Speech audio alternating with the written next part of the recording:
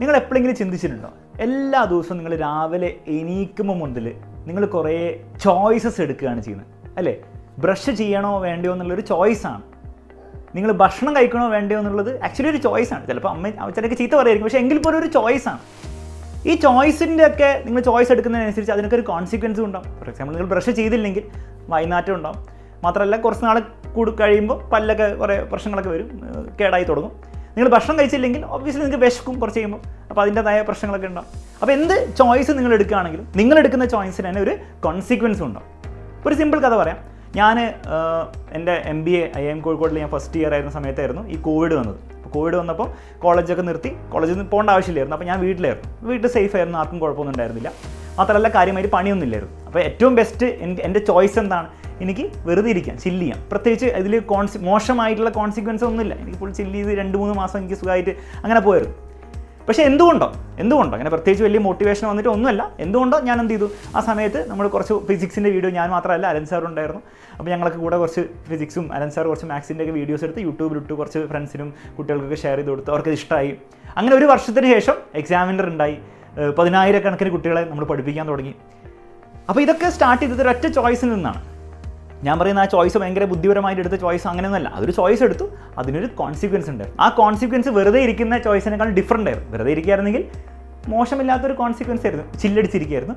പക്ഷേ അന്ന് എന്തോ ഒരു ചെയ്യാൻ വേണ്ടി അല്ലേ, എന്തോ വീഡിയോസ് എടുക്കാനോ അല്ലെങ്കിൽ ക്ലാസ് എടുക്കാനോ തീരുമാനിച്ച ഒരു ചോയ്സ് കൊണ്ട് ഇന്ന് എക്സാമിനർ ഇങ്ങനെയായി മാറി. ഇതുപോലെ തന്നെയായിരിക്കും നിങ്ങളുടെ ലൈഫിൽ. നിങ്ങളുടെ ലൈഫിനെ ഒരു സീരീസ് ഓഫ് നിങ്ങളുടെ തന്നെ ചോയ്സസ് ആൻഡ് അതിൻ്റെ കോൺസിക്വൻസസ് ആയിട്ട് നിങ്ങൾ കാണാൻ തുടങ്ങിക്കഴിഞ്ഞാൽ പിന്നെ ഈ മോട്ടിവേഷൻ എന്ന് പറഞ്ഞ സംഗതി ഉണ്ടല്ലോ, അത് നിങ്ങൾക്ക് വേണ്ടി വരില്ല. പല കുട്ടികളും കമൻറ്റ് ബോക്സിൽ ലൈവ് ചാറ്റിൽ സാർ എനിക്ക് മോട്ടിവേഷൻ വേണം എന്ന് ചോദിക്കുമ്പോൾ എനിക്കെപ്പോഴും പറയാൻ തോന്നുന്നൊരു കാര്യമാണ്. പക്ഷേ ഇപ്പോഴാണ് ആദ്യമായിട്ട് എനിക്കത് കമ്മ്യൂണിക്കേറ്റ് ചെയ്യാൻ പറ്റുന്നത് പ്രോപ്പറായിട്ട്. നിങ്ങൾ ഈ മോട്ടിവേഷൻ എടുത്ത് കളഞ്ഞിട്ട് നിങ്ങൾ ആലോചിച്ച് നോക്കുക, നിങ്ങൾക്ക് എന്തൊക്കെ ചോയ്സസ് എടുക്കാൻ പറ്റും. ഫോർ എക്സാമ്പിൾ, നിങ്ങൾ സ്കൂളിൽ പോവുകയാണെങ്കിൽ, നിങ്ങൾ സ്കൂളിൽ പോയി ക്ലാസ്സിൽ ഇരിക്കുമ്പോൾ നിങ്ങൾക്ക് ക്ലാസ് ശ്രദ്ധിക്കാൻ വേണ്ടിയുള്ളൊരു ചോയ്സ് ഉണ്ട്, ശ്രദ്ധിക്കാതിരിക്കാൻ വേണ്ടിയുള്ള ചോയ്സ് ഉണ്ട്. നിങ്ങൾക്കറിയാം, നിങ്ങൾ ക്ലാസ് ശ്രദ്ധിച്ചില്ലെങ്കിൽ അതൊരു ചോയ്സാണ്, നിങ്ങൾ എടുക്കുന്ന ചോയ്സ്. ശ്രദ്ധിച്ചില്ലെങ്കിൽ അതിൻ്റെ കോൺസിക്വൻസ് എന്താണെന്നും കൂടി ആലോചിക്കാം. പലരും എന്താ ചെയ്യുക വെച്ചാൽ, നമ്മൾ സ്കൂളിലൊക്കെ പഠിക്കുമ്പോൾ ആ ചോയ്സിൽ തന്നെ നമ്മൾ ചോയ്സ് എടുക്കും, പിന്നെ നമ്മൾ മറന്നു പോകും, അല്ലെങ്കിൽ പിന്നെ നമ്മൾ ചിന്തിക്കില്ല.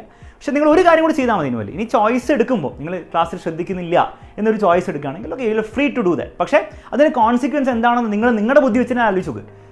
നിങ്ങൾ ഇപ്പോൾ തന്നെ ആലോചിക്കുമ്പോൾ മനസ്സിലാവും, അങ്ങനെ ഒരു ചോയ്സ് എടുത്തു കഴിഞ്ഞാൽ നല്ലൊരു ചാൻസ് ഉണ്ട് നിങ്ങൾക്ക് നല്ല മാർക്ക് കിട്ടാതിരിക്കാൻ. അതുവഴി ഒരു നല്ല കരിയർ ഉണ്ടാക്കാനുള്ള ചാൻസും കുറവായിരിക്കും.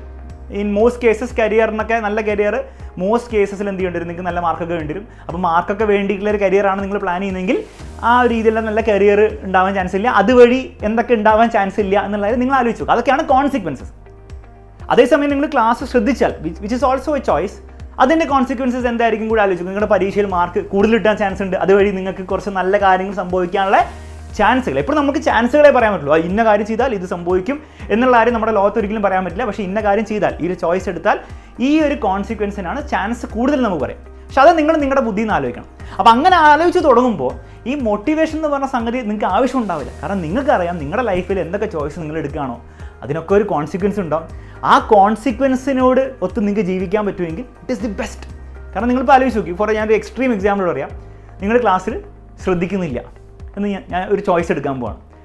അതിൻ്റെ കോൺസിക്വൻസും കൂടി ആലോചിക്കാം. കോൺസിക്വൻസ് എന്ന് വെച്ചാൽ നിങ്ങൾക്ക് എന്താണ്, ഭയങ്കര ഫിനാൻഷ്യലി നല്ലൊരു ജോലി കിട്ടാൻ ചാൻസ് കുറവാണ്. എല്ലാം ചാൻസ് കുറവാണെന്ന് പറയാൻ പറ്റുള്ളൂ.